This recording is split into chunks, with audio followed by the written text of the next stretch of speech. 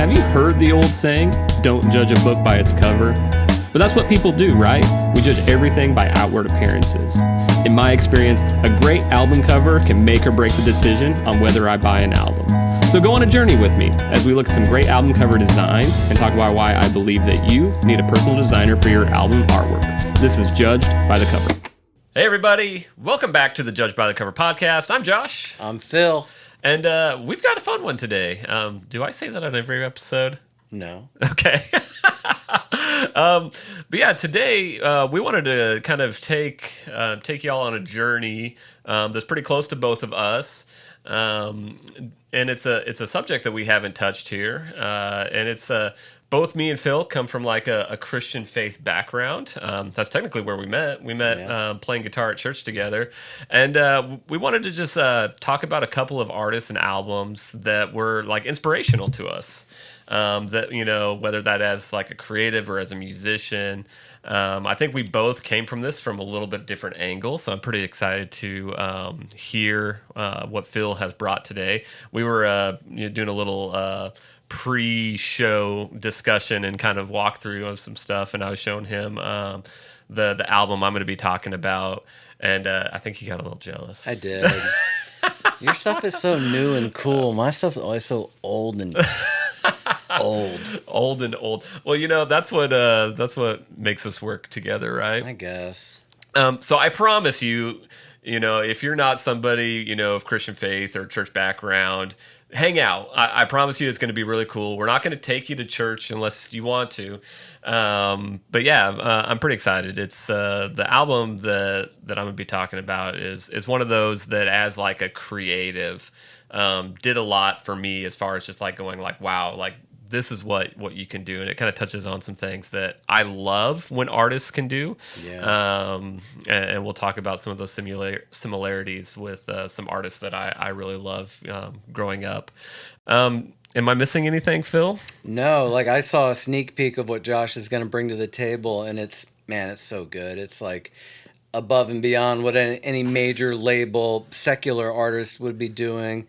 So it'll be fun to like get into that, and maybe we'll turn you on to some new music, and then I'll probably turn you on to some older music. Yes. But it's got a really cool. I've got a cool backstory to it, so I'll share that.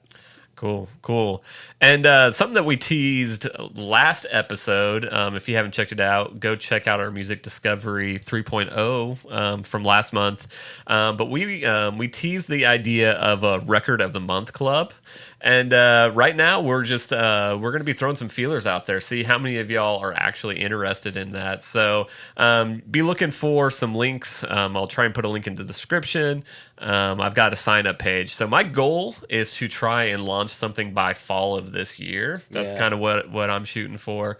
And in a nutshell, it's just going to be, the idea is that a group of us, however many of y'all are interested in doing this, we're going to buy an album. You know, if it's an album you already have, great. But we're going to pick up a specific album. We're going to spend a month just living with that album, because I think one of the biggest issues with music today is that we treat it like it is just like here now and just like throw away. Yeah. You never think about it anymore. Yeah. We don't spend time with full albums and like trying to figure out like what is the artist like trying to say? What's the story of this album? What's going on? And so the idea is to, you know, show some respect to some albums that either maybe you've never listened to before, or albums where you're like, hey, you know, I know the singles, but I've never really listened to it. What a great way to, like, I've always discovered hidden gems. When I go through a full album, I'm like, oh my gosh, the last song, I love it. And that's happened numerous times. Yeah, and I love it when artists, where the singles that they put out aren't the best songs. Yeah, 100%. Doesn't always happen, but sometimes you'll run into those where you get into the album and you're like, these songs are way better than what they put out, and I thought I liked those. Yeah. So yeah, that's what we're looking at. Fall of this year. Don't have a specific date, but if you go to jwcrates.com/record-club, I think is what the link is. I'll also throw it down in the description. You can sign up for alerts, and I think I've already got the first album picked out. It's one that I'm pretty excited about. It's one of those that I know the hits, but I've actually never listened to like the full album. And I dropped this hint on the last episode, but it's an album that's kind of had a resurgence, especially with like Gen Z. You didn't tell me about it, did you? I haven't. Don't. No. I like this like surprise album. Yeah. I'm sure just knowing like you and your music vocabulary, you know this album, you know this artist. But I think it's going to be a fun ride to just kind of take together. So yeah, it's like book of the month, but Yeah. you don't have to do all that darn reading. yeah, this is way better than any book club. Let me listen to it. Yeah, it's like, I don't read any books because I know if it's any good, they're going to make a movie. Wow, we know how accurate the book is to the movie, or vice versa. I'll never know, Phil. The movie is to the book. Has nothing to do with the book, except for maybe the title. So that's something to look forward to in the future. I'm pretty excited about it, and hopefully you guys will come along with us on that journey. A musical journey. Something like that. Well, anyway, we're going to take a few minutes to thank the sponsors of the show, and then we'll be back to talk about some Christian artists and albums that possibly you've never heard of. So don't go away. See you in a minute. Judged by the Cover is brought to you by JW Creates. JW Creates is your local graphic design source that specializes in cover art, logos, and websites for bands, musicians, podcasters, small business, and solo entrepreneurs. I love to hear your story and to help bring it to life through the art of graphic design. To learn more and connect with me, go to jwcreates.com, check out my work, and use the form at the bottom to tell me more about your project. Let's work together to bring your story to life through the art of graphic design. All right, guys, and we're back, and I'm really excited to talk about this album. So the group I wanted to talk about, like one of my favorite like worship groups that's out there is called Elevation Worship. Mm-hmm. The lead singer, I'm pretty sure his name is on almost every worship song that's in rotation all the time. I see it at 90% of churches in America today. So very prolific. They write tons of songs. They write tons of songs for themselves, but also for everyone else. I should have looked this up, but I don't know exactly when they started, but I know it was at least before like 2010, 2011. Oh, it's been a while. Because then. I feel like I was turned on to an album of theirs in like 2011. That's kind of where I got my foot in the door with Elevation Worship. And I mean, they have just exploded. Where are they from? Do you know where they're based? North Carolina. North Carolina. Mm-hmm. Yep. I think they have like 1 million campuses. How did they get so big? I mean, the music, and then Stephen Furtick, the pastor. Yeah. He's wrote a bunch of books. I mean, he's spoke at almost every conference, I'm sure. I think he spoke at that Worship Together conference he might have. I was at. Yeah. But is he a musician too? He is, yeah. So I think I know that he has kind of a musical background. Okay. But he sits in on a lot of the writing, plays a big part in a lot of that. So yeah, I think it was just like the preaching, and then also just the music. Yeah. And just as like a brand, they just exploded. So interesting. Yeah. It's like it's super creative. You're making this music. I also think pastors are creatives. Yeah. They're storytellers. And speaking the word, but keeping you engaged, it's a gift. Yeah, 1,000%. I agree.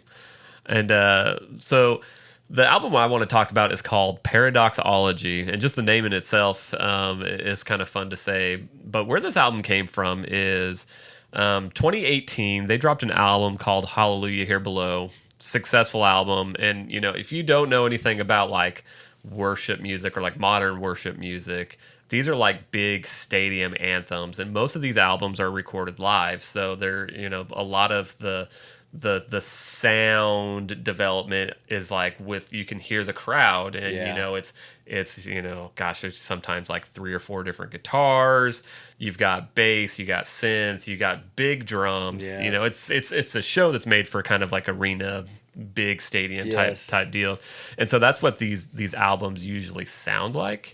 So Hallelujah Here Below comes out in 2018, massive. I think there's some songs on it that are still, very popular in rotation. And it's crazy to think that that's eight years ago. Yeah. Like that seems like, I mean, it seems like it's a pretty modern album, but it's not, when it comes to it. They seem like a modern band to me. Yeah. By the way. Oh yeah. And so that album came out, and just in some of my research, basically even, they're still kind of celebrating the success of this album coming out. The pastor asked Chris Brown, who's the kind of the lead of the group, what's next. And so like they're celebrating like, hey, we had another great record, and the pastor's already asking me what's next. Wow, sounds like a true label executive. Yeah. So what they did was actually really cool. So they took I think it was like 8 tracks from that album. And what they did is they stripped everything back, went into the studio, and reimagined like what these songs could sound like. They also added another song called "With You," which in the whole project is probably one of the most powerful songs. But not only is it just like a reimagined album or like a remix album, they also filmed it like a live music video, or there's a term for it that's escaped me. Cinema. A long form visual album. Long form visual album. Okay. All right. And let me just kind of get into some of the notes here, so that way I'm not missing anything. The project was executed as a long form visual album, directed by Stephen Lester. It was shot on location at Savona Mill. It's this big, huge warehouse. It's a historic textile warehouse in Charlotte, North Carolina.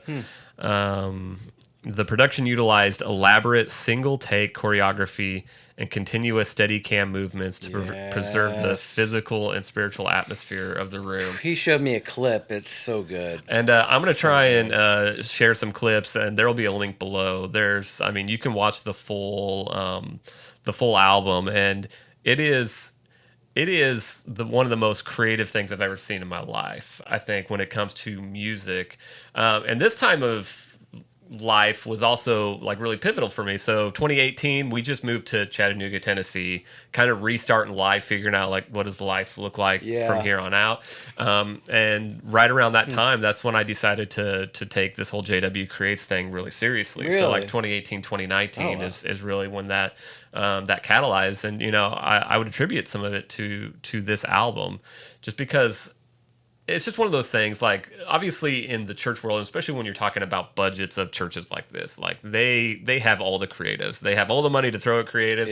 But to see them take something that was successful and then kind of reimagine it and redo it and it be like way more creative, it was just like, wow, like there was actually some intention in it. And we'll even talk about the album cover itself, because the album cover has a lot of like intentionality and how they approached it.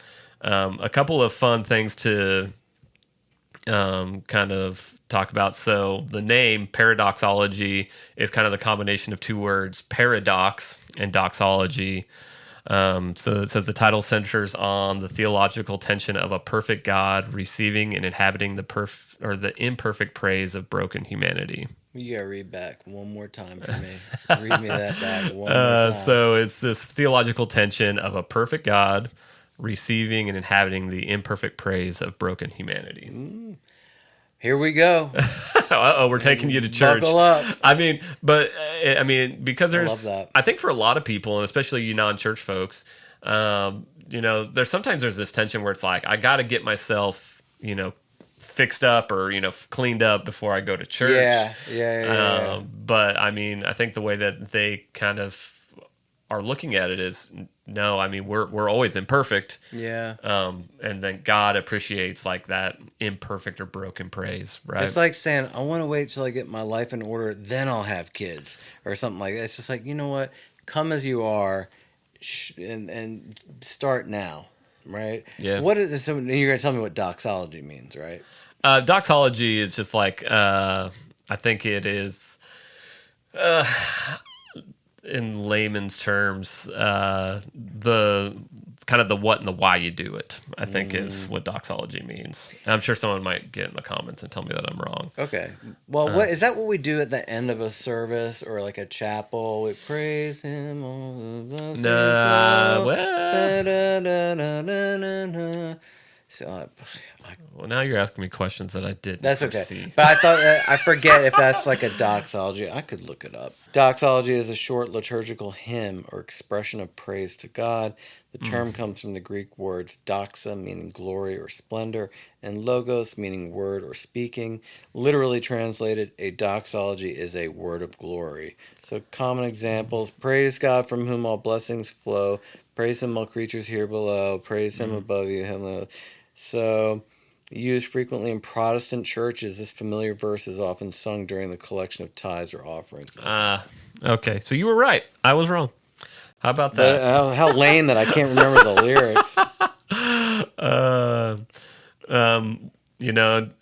One thing I was going to get into is there was this whole the whole idea. I think kind of the driving force behind this is that there's a lot of criticism about how performative church like these performances are. Yeah. And so the idea is to like strip all of that away and just like what's just kind of that raw to God portion of it. Yes. And so, like it says right here, by providing cleaner, less cluttered arrangements than stadium live versions, Paradoxology offered local church worship teams more accessible musical blueprints to also just kind of make it easier for churches to play these songs too that may not have thoughtful. 6 guitar players. Oh my gosh, yeah. I mean, come on, forget about it. Give me a good DCG progression, you know? Yeah, come on. So yeah, just overall, just the creative process that went behind just like the making of the album, the visuals, and the visuals are stunning. They're amazing. It's like a movie. The camera movement, the light, yeah, it all works together. It was all thought through from the beginning. And how fun to be creative and worship. Yeah, I think God loves that. It's like, you use your creativity to worship me, and I mean, it's amazing. And I know you can get into the weeds with this stuff, like, why are you putting on such a big production, or what'd you spend on your budget for this? It should be zero. Well, not really. I mean, just exercise your gift of creativity. Yeah. The cover art is also kind of one and the same story. So for the first album, the Hallelujah Here Below, it's this beautiful, intricate, like gold foil design, and literally they went to like a local press and they had this made. So I'm going to throw it up on the screen, because it's really hard to explain other than that. It's just it's a gold foil, lots of intricate details. Ancient. Yeah, and I think that's kind of the idea. We've got the stairs. I think that's I hate to put the stairway to heaven. Portal. You say it. It looks like a portal, stairway to heaven. Yeah. But they actually went to like a local press and they had this made, actually pressed in like this beautiful like deep red paper with gold foil, and then they photographed it. So they actually had this made, like intricately made. So that's for Hallelujah Here Below. For Paradoxology, what they did is they stripped back all the like really intricate and went for more of this like graphic style, and almost like a letterpress. Yeah, like a litho. Yes, that's exactly. And same thing with this. They took it to the same printer, and they actually had it physically printed because they wanted the imperfections of like what you get in a print. Because I mean, once you look at this, it's very graphic, great colors. There was a lot of thought put into the colors too. But you could just make this in Photoshop, right? And spend enough time. Someone can make this in Photoshop, but it won't have the same like imperfections or like the imperfections of the paper.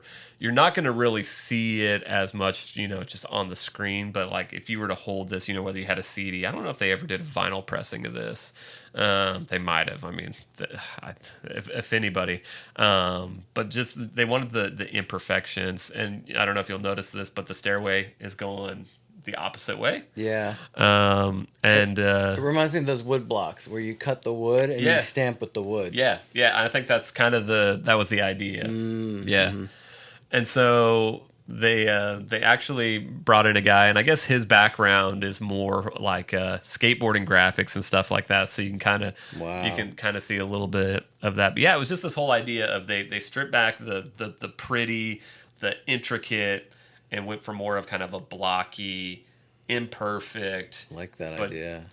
But yeah, so just a really cool, really intentional piece. So just Beautiful piece of art. yeah, Like I'm sure they did a poster run. Oh, Like, I'm that's sure. a great poster. Yeah.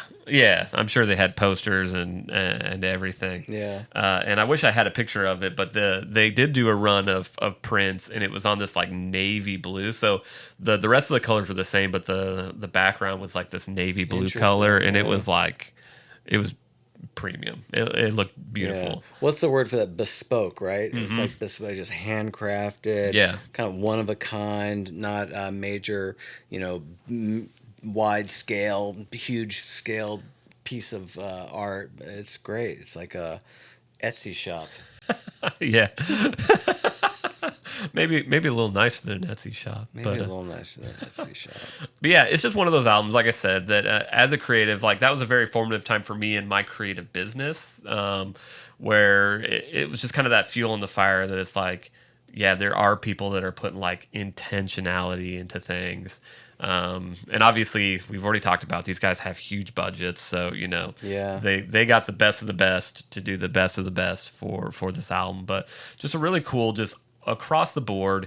And even if you're not a church person, I would highly recommend go watch the visual album, at least the first 17 to 18 minutes of it. That gets you through the first 3 or 4 songs. The creativeness, I feel like dips off a little bit after that, but that first like 18 minutes is like, it's captivating.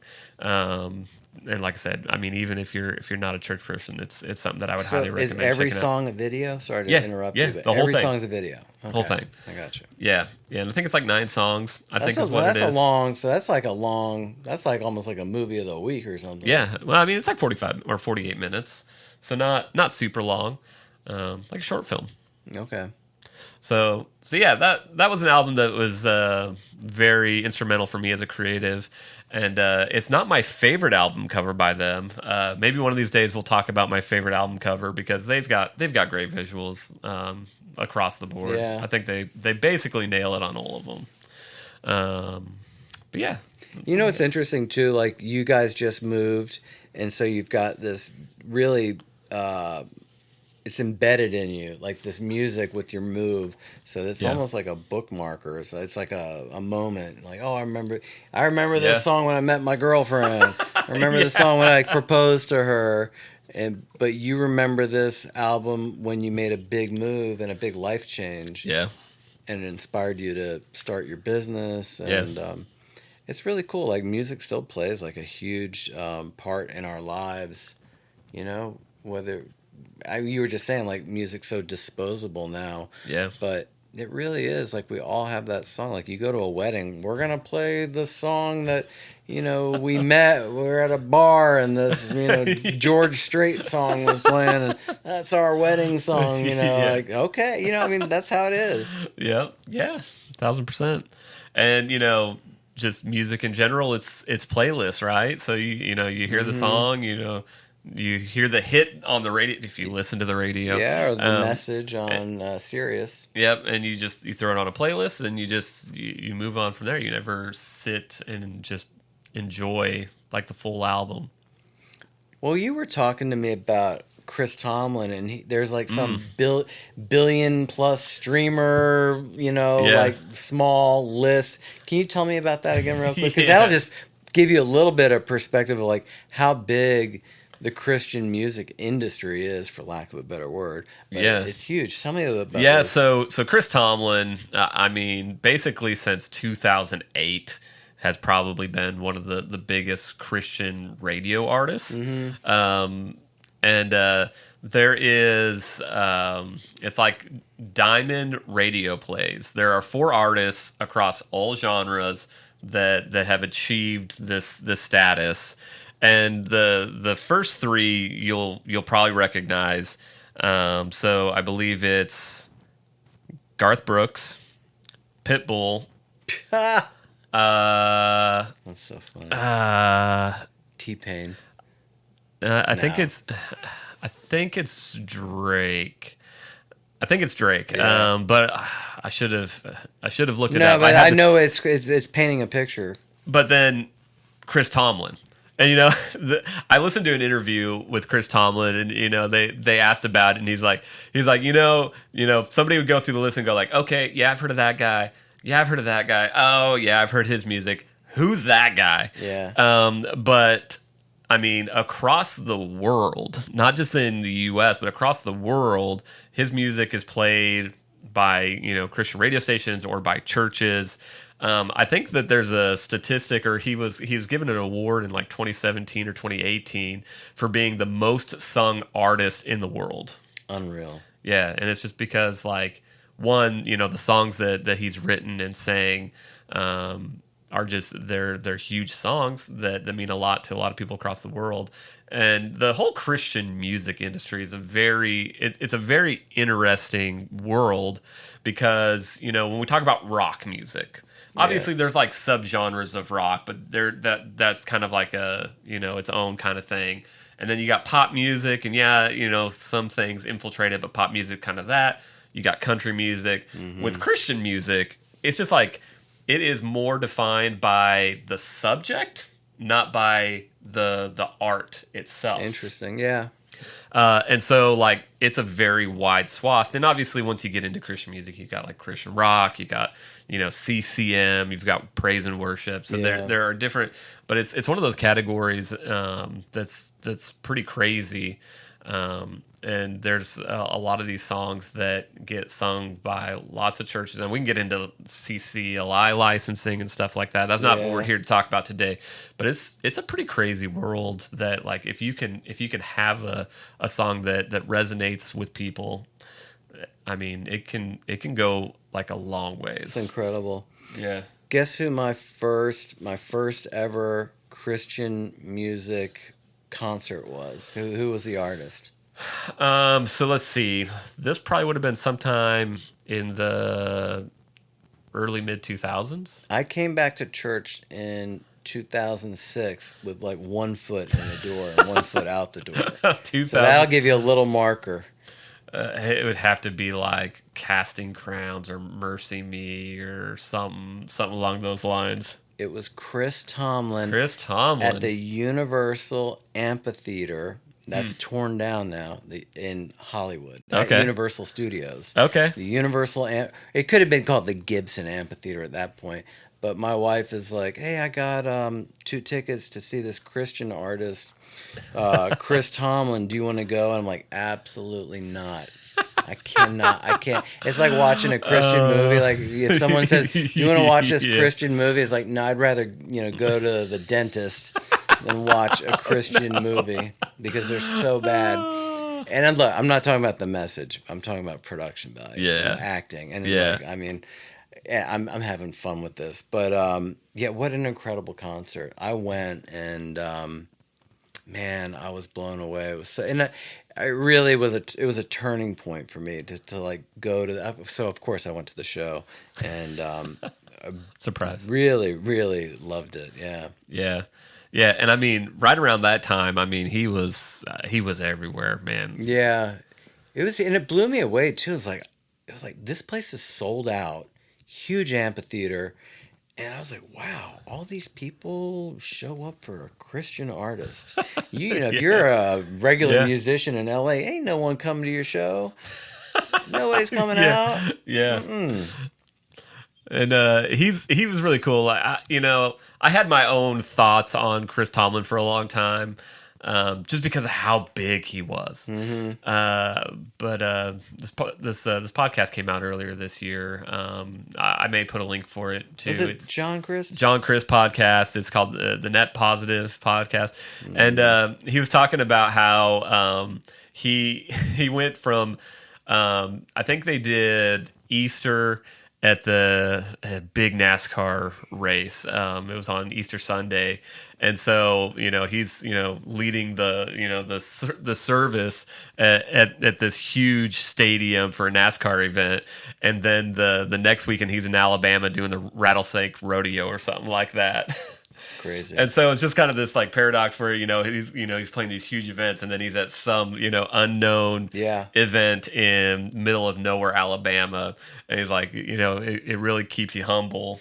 But he was just really grateful for his career, and I didn't know he kind of had a stint in the country world. Did he? Writing with some guys, and I didn't get into it very far, but.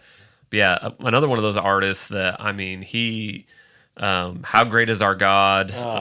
He has his own version of Amazing Grace, My Chains Are Gone. Jesus Messiah, that was a turning point song for me by Chris Tomlin. That changed me. I was on a men's retreat, and that song was so powerful. It still is. Yeah. It's still one of my favorites. Yeah, so, it's pretty cool, just looking back and just like, oh my gosh, that song and that song and that song. He does medleys now. Like I just saw him at a church here in Chattanooga. He came through and went to Abba's house, and he does like medleys now. He has so many hits that he does medleys, and it works perfectly the way they blend it through. I can see really that. Cool. Yeah. But I digress. What else you got? I know you said you wanted to talk about Chris Tomlin because that was kind of your first step into that world. What else you got? Well, before Chris Tomlin, I was not a practicing Christian. I had walked away completely from my faith, and I was living in New York City. My wife and I were in a band called Girlfriend, and we had gotten this distribution deal with a label, and they sent us a sampler package of all the records that they distributed, and I thought, well, that's really nice of them. It was crazy. It was like some were classical, some were what we were doing, like pop rock or indie rock, that kind of thing. So I thought, well, that's really thoughtful of the label to give us a little sampler. And in the sampler was this record of Christian songs, and I didn't really know it at the time. Oh, the Willie Nelson. Willie Nelson and Bobby Nelson. Bobby is Willie's sister. They did an album called How Great Thou Art, like a lot of people do. How Great, like Elvis up here somewhere. Where is he? How Great Thou Art. And my wife and I are not Christians. My wife comes from no church background at all. Yeah. We started listening to this album, and it has all these classics like what is it? Swing Low, Sweet Chariot. Is that the title? Yep. And How Great Thou Art. Just another, what is it? A Walk with You. I don't really know these titles. Just a closer walk. Just with a closer walk with Thee. What a Friend We Have in Jesus. Yeah, give me one. Then I'm pretty sure this In the Garden. This is a deep cut. So I kind of grew up. I kind of grew up in a Christian household. I'll save the story for later. But one of the first churches we went to was this Southern Baptist Church in Torrington, Wyoming. Tell me how funny that is. That's a long ways from the South. But this In the Garden, I remember it just being one of those songs that like was way in the back of the hymnal. But I actually, as a kid, was like, I really like that song. Yeah. So that's cool to see that on this. That's like a flashback. Like, I walk in the garden alone. Mm-hmm. I think that's it. Yeah. The dew is still on the roses. Yeah. And he walks with me. And anyway, amazing. Yeah. If you're still with us, God bless you. The faithful few. But it's crazy, like, and that's why I brought this one up. I mean, hopefully you can put a little copy of that up or something. We'll get it on the screen. But it's weird how you were saying like that record impacted you, Elevation impacted you at that time in your life. Yeah. This album impacted me and Robin at a moment in our life where we weren't even Christians, and we're just like, we loved it because it's so good. Like the music, it's so good. It's so raw. Mm-hmm. And It's funny how God has worked in my life. Like, Come on. he comes through these weird angles. A record label that we happen to have our record on sends me a Willie Nelson record. I'm not even thinking about Jesus. Yeah. And I fall in love with every track Yeah. on this thing. And then eventually I walk back. Like, my dad said to me once, like, when was the last time your shadow darkened the door of a church? You know, like, just give me a hard time, right? Yeah. Well, sure enough, Dad, we came back. Hey, come on. And I really do credit Willie Nelson and Bobby Nelson for bringing us back. So what a great album. It's on Spotify, but it's like a different title. It's so weird. Oh, There really? must be like, it is on Spotify because I was looking for it, but it doesn't look like that. And I will say, like, the cover art sucks on this record. I'm like, I don't even, Willie must have been smoking something when he did that one, but it's the worst album cover I've ever seen in my life. The photo, But it's the most beautiful music.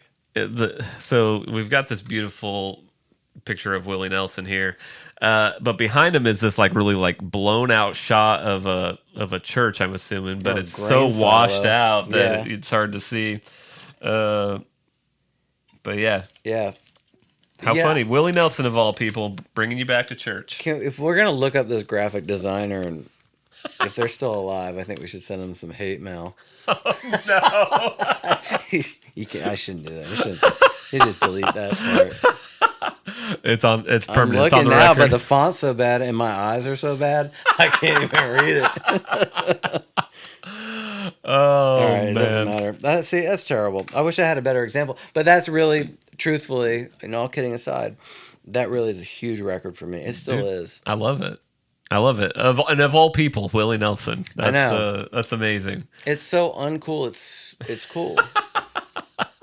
I think that's always kind of been like and maybe should be the MO of like of the church and of like Christian music. Like, it shouldn't just be what's cool, right? And obviously we kind of started off the podcast talking about elevation, which is like the cool of the It's cool, super right? cool. And I Yeah. struggled with that too. I'm like, this is cool, but I shouldn't think it's cool because we should be worshiping. Right.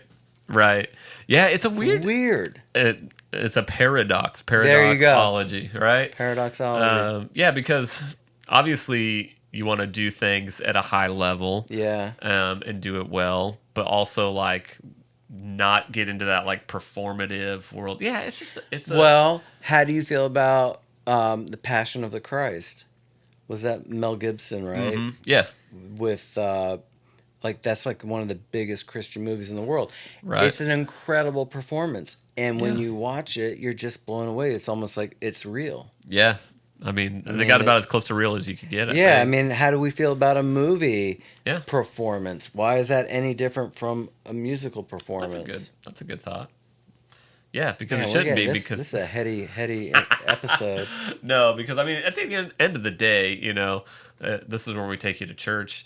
It's the gospel being, preached in different forms, right? Yeah. So, whether it's film, whether it's music, it's really just the message getting out to a world in a different form, Yeah. and hopefully in a way that resonates with somebody. Look at all the artwork in cathedrals, like yeah. all the incredible cathedrals yeah. around the world. Yeah, I've seen a handful, like in France and Italy. Yeah. It's even in New York City. I mean, Yeah. St. John the Divine. I used to live right by St. John the Divine. I mean, they had Keith Haring art up in that cathedral. The cathedral itself is a work of art. Right, I think the stained it's glass. Yeah, it's all glorifying God through the beauty, right? Where man's just trying to point to the Lord Yeah. through the creative gifts. Yeah, at the end of the day, I think that's what it's all doing. So, yeah, so this is just kind of a fun exercise, just to kind of show you guys into a world that is big, that's important to us, and a world that's full of like beautiful music, beautiful art. Like, you should just go through the discography of Elevation Worship. I mean, they've got some great ones. We'll talk about one of them. And actually, this is a fun note. So my first season of doing Judged by the Cover was just me. It's awful. Please don't go back. It can't be any worse than this album cover. The only episode that seems to be just like killing it is the interview with Phil Highland. This is Phil before Phil was on the show. Yeah, your episode from then is outperforming every other episode of this podcast. It's wild. I go back and look still, and I'm just like, it's got more play. It's just going crazy. But the first season, I think I recorded 4 episodes, and I only released 3 of them. And the 4th one was my favorite Elevation Worship album cover, and the recording was so terrible. I was like, I'm not doing this anymore. I'm done. I'm throwing in the towel. I'm gonna do some interviews and be done. So yeah, we'll have to resurrect that one and redo it. Just to give you a little bit of perspective, any creative endeavor, you're gonna have, like, I've written some horrible songs. And released them, and you listen to them, and you're like, who even thought this was a good idea? How come somebody didn't tell me this sucks? But you got to get they're not all going to be star singles or hits or not do the reps. Yeah, do the reps. I mean, that's part of the journey. I mean, I think that's part of the fun of it. We can look back and go like, wow, man, I really made, some clunkers. You're in the game, right? Don't you hear that a lot, like with business or any kind of like TED Talk or something? It's like, you're not just a sideline critic. You're like, dude, I was on the mat bleeding, from my head on this one. Yeah. I took my lumps on this one. I'm like, at least you're in the fight. Yeah. I don't know. Yeah, if you want to check them out, they're a little painful, but so yeah, like I said, this was just a fun exercise just to kind of let you into a world that, like I said, it's important to me and Phil. Yeah, absolutely, 100% important. There's beautiful art, there's beautiful music. It's fun to talk about it because it is. I'm curious about this. And actually, this isn't the first podcast that I've spoke about this Paradoxology album either. The podcast I did before this, I actually brought it up when we were talking about like music videos, and I was like, guys, I know this ain't your world, but like, you just watch the first 18 minutes. If you just watch the first 18 minutes, you can either tell me I'm stupid or that you like it. I don't care. And it's on YouTube, right? Like, oh yeah, I will do that. I'll give it 18 minutes. Give it 18 minutes. I promise you, it's worth every minute of it. Wow, that's strong right there. And so, I guess we can't end an episode without giving just a little like advice to our young artists or people that are working on their own projects. Mm-hmm. Phil, you got any advice? Just kind of looking into this world that you would give people? I would say be a finisher. Mm. Like, I think that's so huge. Like, just do the. If we're talking about songwriting, obviously write the song. Is it the best writing you can do at that time? Have you really thought it through? Yeah. Did you play it in front of actual humans? How did they react to it? Okay, they reacted well. Let's demo it. Oh man, let's go into a proper studio and do a studio recording. Let's make it out an album. Let's put it out on the streaming platforms. Yeah. Be a finisher. Do the artwork. Do a photo shoot. Hire a graphic designer. I would say be a finisher is my big thing. One thing that I was totally going to bring up earlier in the episode, but I feel like this is a really fitting place, is that like feel the freedom to like get your music in front of new people in creative ways. So one thing that I love about this album was that they took an album that was already like really successful and like reimagined the whole thing. Some other artists that I love, one that's near to me is Linkin Park. They are the kings of this. So they after their first 2 albums, they dropped an album, and gosh dang it, it's on the top of like at the tip of my tongue. But they did a remix album. So they took all these songs, re-released them with remixes, bringing on new voices, different rappers and stuff like that. And it just brings new life to songs and just gets them in front of more people. So I think that's one thing that, as you know, artists, is sometimes you put a project out and then you're like, nobody liked it, or I wish I got more listens or stuff like that. Maybe sometimes take, whether it's your favorite song or work with a producer or an artist and how can we reimagine this and maybe put a new twist out there. I love that. That's good right there. Yes. And so I think that's a really creative way to, add some additional life to your songs too. Especially songs that are resonating with people. If you do a remix, sometimes I kind of like this one, or some people might be like, I like the original better. That just kind of reinforces that the original is the best. But it just gives new, maybe longer life to songs, and just another reason to talk about it, get in front of new people. So that's kind of my takeaway is feel, or take the risk and maybe re-release music. That's something you're doing right now. You're doing that now. You're too, rewriting, you're re-releasing, you're making tweaks to songs that you wish you'd have done the first time. And we're taking old elements and then bringing in new, new studio elements. I've got tracks from 2008. I've got tracks. I mean, I know, right? But we're marrying them with the new tech, whether it be a new synth sound or a programmed drum. It's all mixed up in Pro Tools now. And this is stuff from the analog era. Come on. It's wild. It's Come fun. On. And you know what? It's going to be new to people that have never heard Girlfriend before. Yeah. It's really new to me, too. I'm in the studio going, man, this is so much fun. It is so much fun. That's a project I'm really excited for.